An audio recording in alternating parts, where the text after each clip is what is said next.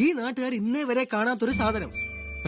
വാ കാണിച്ചു തരാം. തുറമുഖ പദ്ധതി മുടക്കാൻ ശ്രമിച്ചവരാണ് പദ്ധതിയുടെ ക്രെഡിറ്റ് എടുക്കുന്നത് എന്ന് കേന്ദ്രമന്ത്രി സുരേഷ് ഗോപി. അതുമായിട്ട് എനിക്കിട്ടൊന്ന് വെച്ചതാണല്ലോ. എന്റെ സ്വഭാവം അങ്ങനെ, ഞാൻ വെക്കുമ്പോ എല്ലാവർക്കും ഇട്ടൊന്ന് കൊള്ളും. അത് പലരും മനസ്സിലാക്കിയാ കൊള്ളാം.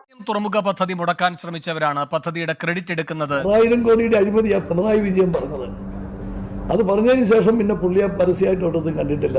യോഗാസനം ചെയ്യാതെ തന്നെ ഇവന്റെ ഗ്യാസ് പോയി. ആരാണ് പദ്ധതി കൊണ്ടുവന്നത് എന്ന് നെഞ്ചിൽ കൈവച്ച് പറയണം.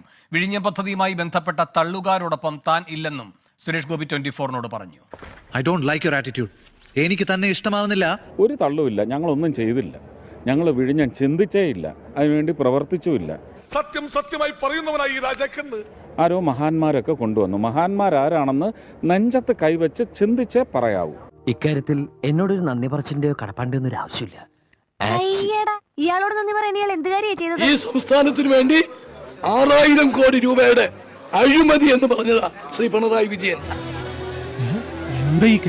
ഇന്ത്യക്ക് നൽകുന്ന മഹത്തായ സംഭാവനകളിൽ ഒന്നാണ് ഈ പോർട്ട് എന്നത്. പൊന്നോ ഒടുക്കത്താ പിന്നെ